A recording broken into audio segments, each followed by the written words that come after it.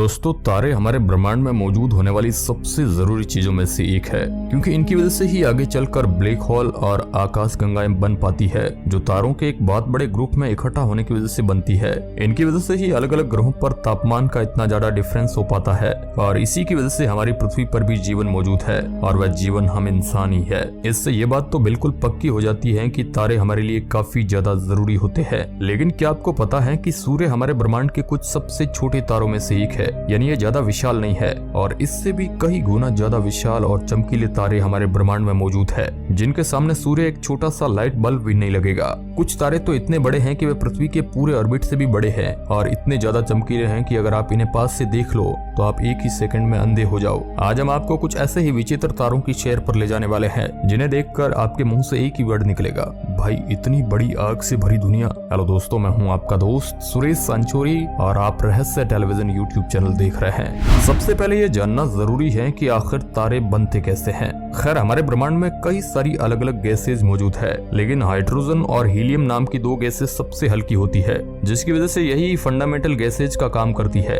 यानी एक ऐसी गैस जो बाकी सारी चीजों को बनाने में मदद करती है। जब इन गैसेज के दो पार्टिकल्स ग्रेविटी की वजह से आपस में चिपक जाते हैं तो उनका भार बढ़ जाता है, जिसकी वजह से उनकी ग्रेविटी भी बढ़ जाती है, और वह धीरे धीरे और भी ज्यादा पार्टिकल्स को अपनी तरफ खींचने लगते हैं, जिससे ये एक बहुत ही विशाल बॉडी बनती जाती है। अब ये एक ऐसे एरिया में होता है जहाँ पर काफी सारी धूल, मिट्टी और हाइड्रोजन गैस पहले से ही मौजूद होती है, और इसे वैज्ञानिक भाषा में कहा जाता है नेबुला।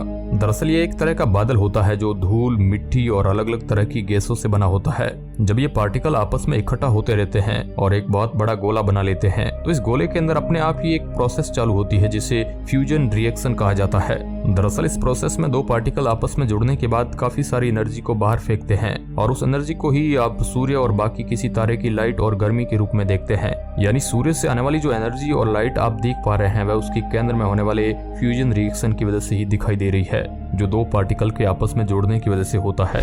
दोस्तों, सबसे पहले एक तारा अपने प्रोटोस्टार फेज में होता है, जहाँ पर ये अपने आसपास से काफी मटेरियल को इकट्ठा कर रहा होता है। लेकिन जैसे ही इसका तापमान 1 करोड़ डिग्री सेल्सियस से ऊपर चला जाता है, ये अपने मेन सीक्वेंस फेज में पहुंच जाता है, और यहाँ पर इसके अंदर न्यूक्लियर फ्यूजन चालू हो जाता है, और यहीं से तारे की असली शुरुआत होती है। तारा जितना ज्यादा विशाल होता है, उतनी ही ज्यादा एनर्जी को बाहर फेंकता है।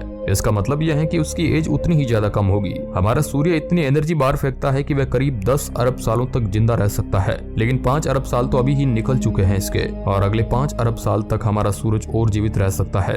जबकि अगर कोई तारा सूर्य से 10 गुना ज्यादा विशाल है, तो उसकी एज मात्र 2 करोड़ साल ही होगी, जो काफी ज्यादा कम है। और ऐसा इसलिए है क्योंकि जितनी जल्दी एनर्जी बाहर जाएगी, तारा उतनी जल्दी ही मरता चला जाएगा। अब तारे मरने के बाद नॉर्मली एक व्हाइट ड्वार्फ तारे में बदल जाते हैं। ये तारे भले ही काफी ज्यादा छोटे हो, लेकिन इनका तापमान काफी ज्यादा होता है, और सिर्फ इतना ही नहीं, इनकी डेंसिटी भी काफी ज्यादा होती है। इस तरह के किसी भी तारे की एक चम्मच के मैटर में भी 2 टन जितना भार होता है, जो सच में काफी ज्यादा अनोखी बात है। अगर पृथ्वी किसी व्हाइट ड्वार्फ तारे का चक्कर लगा रही होती तो वह टाइडली लॉक हो जाती, यानी उसकी एक ही साइड तारे की तरफ रहती। इसका मतलब यह है कि तारे के एक साइड पर उसे काफी ज्यादा रेडिएशन का सामना करना पड़ता, और इसके पीछे वाली साइड पर बहुत ज्यादा ठंडी पड़ती, और वहां पर बर्फ जम जाती।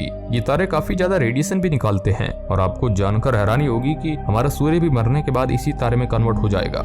इसके बाद जो तारे थोड़े ज्यादा द्रव्यमान वाले होते हैं, वह न्यूट्रॉन स्टार नाम के तारों में बदल जाते हैं, जिनकी रोटेशन स्पीड करीब 600 टाइम प्रति सेकंड होती है। यानी ये अपने धुरी पर 1 सेकंड में करीब 600 बार घूम लेते हैं, जो काफी बड़ी बात है, क्योंकि तारे काफी ज्यादा द्रव्यमान वाले भी होते हैं। न्यूट्रॉन तारे की भी डेंसिटी काफी ज्यादा होती है, और इसके केवल 1 चम्मच का मास पूरे हिमालय के मास के बराबर होगा। अगर आप ये सुनकर चौंक गए हैं, तो इसके बाद एक और तरह के तारे होते हैं, जो असल में तारे बच ही नहीं पाते हैं। जब कोई बहुत विशाल तारा मरता है, तो वह एक ब्लैक होल में कन्वर्ट हो जाता है। ब्लैक होल एक ऐसा पिंड होता है जिसके पास बहुत ही ज्यादा ग्रेविटी होती है, और इस ग्रेविटी से बचकर कोई भी नहीं निकल सकता, यहाँ तक कि प्रकाश भी। ब्लैक होल का द्रव्यमान अलग अलग तरीके से नापा जाता है, लेकिन इसके मेन पॉइंट का द्रव्यमान इन्फिनिट होता है, यानी अनंत, और इसकी डेंसिटी भी अनंत होती है। ब्लैक होल आज भी हमारी फिजिक्स और भौतिक में कुछ सबसे मिस्टीरियस ऑब्जेक्ट में से एक है। आपको ये जानकर शायद अजीब लगे, लेकिन जो तारे जितने ज्यादा लाल होते हैं, वह उतने ही ज्यादा ठंडे होते हैं, और जो तारे नीले और ऐसे ठंडे रंग में होते हैं, वह बहुत ही ज्यादा गर्म तारे होते हैं। अगर बात करें ब्रह्मांड के कुछ सबसे गर्म तारों की, तो उनमें से एक है WR-102 तारा, जो सफेद और नीले रंग के मिक्सर में दिखाई देगा। लेकिन यह हमारे ब्रह्मांड के कुछ सबसे गर्म तारों में से एक है और हमारे सूर्य से ये करीब 35 गुना ज्यादा गर्म है। अब दोस्तों, जिस भी तारे या ग्रह को मेथुसेला नाम दिया जाता है, उसका मतलब ये होता है कि वह बहुत ही ज्यादा पुराना है। ये तारा एक मीडियम जायंट है, यानी ना यह ज्यादा विशाल है और ना ही ज्यादा छोटा। और जब वैज्ञानिकों ने सबसे पहले इसकी कैलकुलेशन निकाली तो ये पता चला कि इसकी एज 16 अरब साल है, यानी हमारे ब्रह्मांड की एज से भी ज्यादा। लेकिन बाद में जब इसकी एज को करेक्ट करके निकाला गया तो पता चला कि यह ब्रह्मांड बनने के कुछ ही मिलियन साल बाद पैदा हुआ था, जिसकी वजह से ये अभी तक के ढूंढे गए कुछ सबसे पुराने तारों में से एक है। R-136A1 ये तारा हमारे सूर्य से करीब 30 गुना ज्यादा विशाल है और इसकी चमक इतनी ज्यादा है कि अगर इसे सूर्य की जगह लगा दिया जाए हमारे, तो आप दिन में बाहर ही नहीं निकल पाएंगे। और उसका मास हमारे सूर्य से करीब 265 गुना ज्यादा है, यानी ये करीब 265 सूरज के बराबर है। ये तारा इतना ज्यादा गर्म और विशाल है कि जिसकी वजह से ये ज्यादा सालों तक जीवित नहीं रह पाएगा और अगले 10 लाख सालों में ही इसकी मौत हो जाएगी।